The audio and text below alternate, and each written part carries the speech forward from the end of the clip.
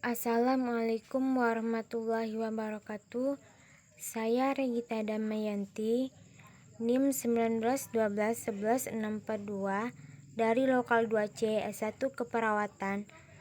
Di dalam video ini saya akan menjelaskan tentang anatomi fisiologi hematologi. Video ini dibuat sebagai salah satu bentuk dari penugasan keperawatan medikal bedah 1 dengan dosen pengampu Nurse Leni Sastra MCAP MS. Anatomi sistem hematologi. Sistem hematologi tersusun atas darah dan tempat darah diproduksi, termasuk sumsum tulang dan nodus limpa. Darah adalah organ khusus yang berbeda dengan organ lain karena berbentuk cairan. Darah merupakan medium transport tubuh. Volume darah manusia sekitar 7% sampai 10% berat badan normal dan berjumlah sekitar 5 liter. Keadaan jumlah darah pada setiap orang tidak sama, bergantung pada usia, pekerjaan, serta keadaan jantung atau pembuluh darah. Darah terdiri dari dua komponen utama, yaitu sebagai berikut. Yang pertama, plasma darah, bagian cair darah yang sebagian besar terdiri atas air, elektrolit, dan protein darah. Yang kedua, butir-butir darah yang terdiri atas komponen-komponen berikut. Yang pertama yaitu eritrosit atau sel darah merah, leukosit sel darah putih, trombosit butir pembekuan darah, platelet. Sel darah merah atau eritrosit. Struktur sel darah merah. Sel darah merah merupakan cairan bikonkav dengan diameter 7 mikron. Bikonkavitas memungkinkan gerakan oksigen masuk dan keluar sel secara cepat dengan jarak yang pendek antara membran dan inti sel. Warnanya kuning kemerah-merahan karena di dalamnya mengandung satu zat yang disebut hemoglobin. Sel darah merah tidak memiliki sel mitokondria dan ribosom serta tidak dapat bergerak. Sel ini tidak dapat melakukan mitosis, fosforilasi oksidatif sel, atau pembentukan protein.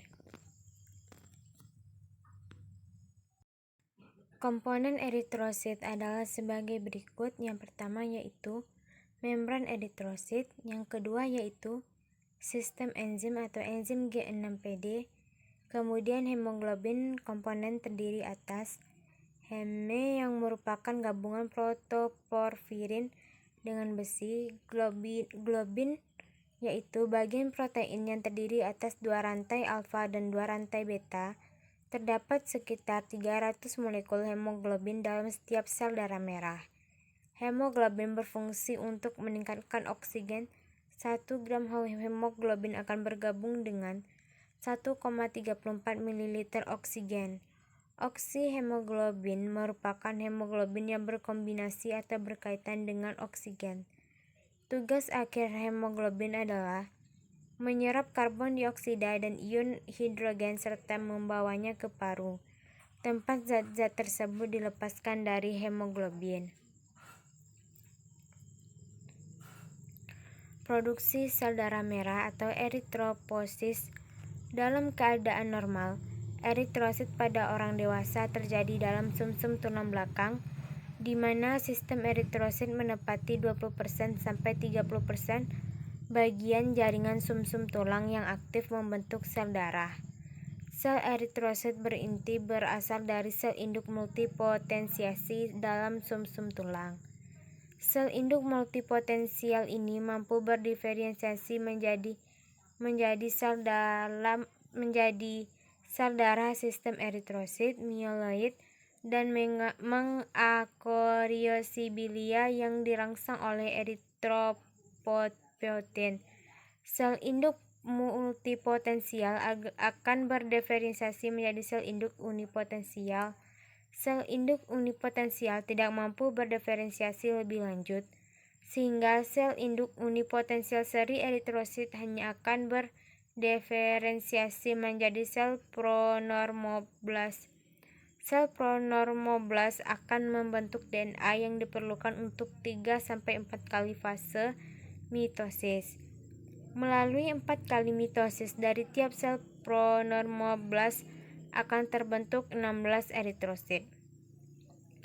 Eritrosit matang kemudian dilepaskan dengan sirkulasi. Pada produksi eritrosit normal, sumsum tulang memerlukan zat besi, vitamin B12, asam folat, piridoksin atau B6, kobal, asam amino, dan tembaga.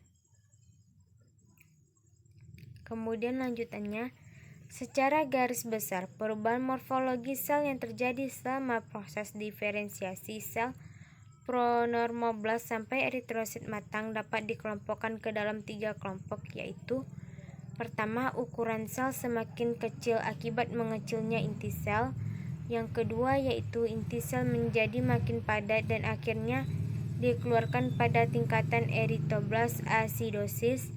Yang ketiga yaitu dalam sitoplasma dibentuk hemoglobin yang diikuti dengan hilangnya RNA dari dalam sitoplasma sel. Kemudian lama hidup. Eritrosit hidup selama 74-154 hari.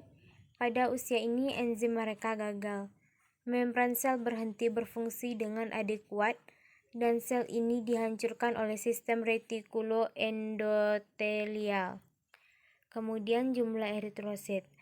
Jumlah normal pada orang dewasa kira-kira 5-15 gram dalam 100 cc darah. Normal Hb wanita yaitu 11,5 mg/sen dan Hb laki-laki yaitu 13,0 mg/sen. Sifat-sifat sel darah merah. Sel darah merah biasanya digambarkan berdasarkan ukuran dan jumlah hemoglobin yang terdapat di dalam sel sebagai berikut. Yang pertama yaitu normositik, yaitu sel yang ukurannya normal. Yang kedua normokromik, sel dengan jumlah hemoglobin yang normal. Yang ketiga mikrositik, yaitu sel yang ukurannya terlalu kecil. Yang keempat makrositik, yaitu sel yang ukurannya terlalu besar. Yang kelima hipokromik, sel yang jumlah hemoglobinnya terlalu sedikit. Yang keenam yaitu hiperkromik, yaitu sel yang jumlah hemoglobinnya terlalu banyak. Penghancuran sel darah merah. Proses penghancuran sel darah merah terjadi karena proses penuaan atau senescensi dan proses patologis atau hemolisis. Hemolisis yang terjadi pada eritrosit akan mengakibatkan terurainya komponen hemoglobin menjadi 2 komponen sebagai berikut. Yang A, komponen protein, yaitu globin yang akan dikembalikan ke pol protein dan dapat digunakan kembali. B, komponen heme akan dipecah menjadi 2, yaitu zat besi yang akan dikembalikan ke pol besi dan digunakan ulang. Yang kedua, bilirubin yang akan disekresikan melalui hati dan empedu. Kemudian, fisiologi sistem hematologi.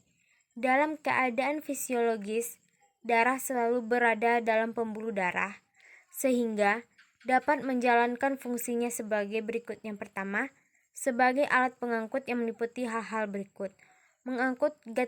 Mengangkut gas karbon dioksida atau CO2 dari jaringan perifer, kemudian dikeluarkan melalui paru-paru untuk didistribusikan ke jaringan yang memerlukan. Kemudian mengangkut sisa-sisa dari hasil metabolisme jaringan berupa urea, keratin, dan ampas urat. Kemudian mengangkut sari makanan yang diserap melalui usus untuk disebarkan ke seluruh jaringan tubuh. Kemudian mengangkut hasil metabolisme jaringan. Kemudian mengatur keseimbangan cairan tubuh. Yang kedua yaitu mengatur keseimbangan cairan tubuh. Yang ketiga mengatur panas tubuh.